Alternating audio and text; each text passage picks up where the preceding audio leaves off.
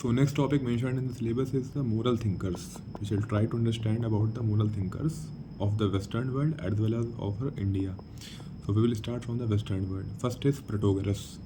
According to Protagoras, self-restraint and justice should be found universally in every human being. And according to him, truth is something which is subjective, it is not objective, because something which is truth for any person, it may be not truth for any other person.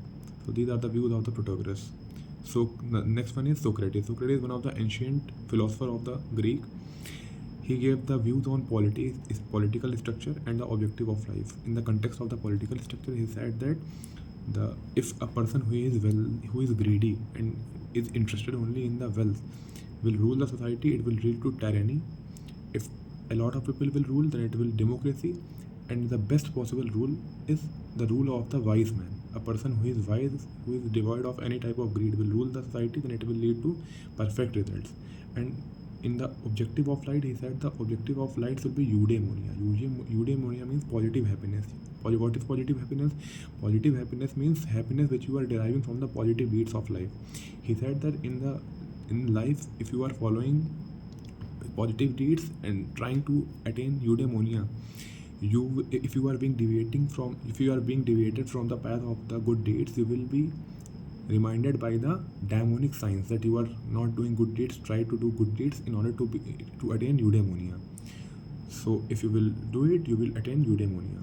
So there was a student of Socrates, that is Plato. Plato also gave his views on the political structure as well as the objective of life, and he elaborated the views of the Socrates regarding objective of life in a very good manner. So in the context of the political structure, he said that the aristocracy is the best possible government structure. In aristocracy, who will be the ruler? In his book Philosopher King, he explained that in aristocracy the philosopher king will be there, who will be devoid of any type of need. He will be very dedicated man. He will put others before self, and he will rule. And apart from that, he also gave the 4 other type of governments, that is democracy, oligarchy, democracy, and tyranny. So it is all about the political structure propounded by the Plato. Next thing is objective of life according to Plato. Being a disciple of Socrates is also that the eudaimonia, that is positive happiness.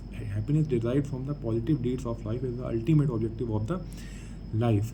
But he said that eudaimonia is not a emotional thing, it is a very functional thing. If something or someone is doing his function, he can attain the eudaimonia.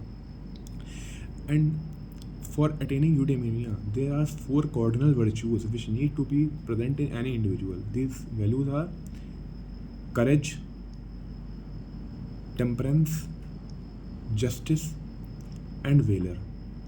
So what is courage? Being valor, being ability to take risk. Perseverance means being good in every situation. Justice means there should be a society where justice is applicable for all. He also said that our soul is having 3 type of settlements, 3 type of components. First is appetite, second is spirit, and then it is soul. So these are the views of the Plato. The 4th one is Epicurus. Epicurus gave the atomist theory. He said that the soul is made up of different type of entities or particles, and they are being disintegrated with the passage of time, ultimately leading to the death of the individual. He also said that there is no concept of birth or rebirth, so live the life in a very good manner, enjoy the pleasures of the life. But there is a caution here. He is different from the hedonism. Hedonism said that the ultimate goal of the life is pleasure. Acquire pleasure in every aspect. The Charvak philosophy advocating for the ultimate goal of the life is only pleasure. If you are enjoying the pleasure of life, then it is the only pleasure. Then it is the only thing which you need to do. But the Epicurus philosophy is different from that. He said that the tranquil life is the best possible life. Tranquil life is having 2 type of characteristic in it, that is ataraxia, that is no fear, and aponia, that is no pain. If you are having ataraxia and aponia in your life, then you can lead to tranquil life and it may give fruitful results. Now Kant is also a very good philosopher who gave the moral principles. He said that there are the moral obligations on the individual which are based on reason, and they must be followed by the individuals in order to have a better society.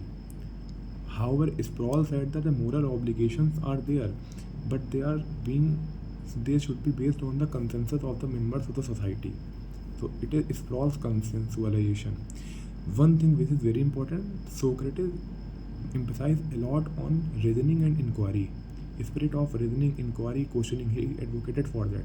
And for that reason, the political system of that time did not accept him, and gradually he led to death by the political authorities of that time. He said the questioning ability, reasoning ability, and inquiring spirit of the individual is very important. There is one very famous quote of him that if a person living is not having the spirit of inquiry, he is actually not living. So everything which are being done by us should be in a very inquiring manner, in a very reasonable manner. Kant is also of the view but the Sproul is of the view that the social contract is something which is very important. Eudaimonia, what inferences which we can draw from the theories of the Western philosophers. Eudaimonia, that is positive happiness happiness from the good deeds of our life. The negative deeds will not lead to eudaimonia according to the Socrates objective of life. If we follow the good deeds, then only we can lead to eudaimonia. Four cardinal virtues given by Plato which can help us in the real life solutions.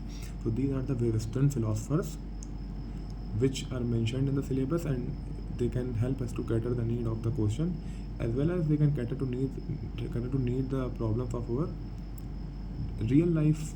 So this is something the Western philosophers and thinkers for the syllabus. In the next segment, we shall try to cover the Indian thinkers and philosophers. For example, Chanakya, Bhagavad Gita, the Indian philosophy, Jainism philosophy, Buddhism philosophy, Muslim philosophy, how these type of philosophy can help us to take good decisions of life and being a good civil servant. We shall try to cover it in our next segment.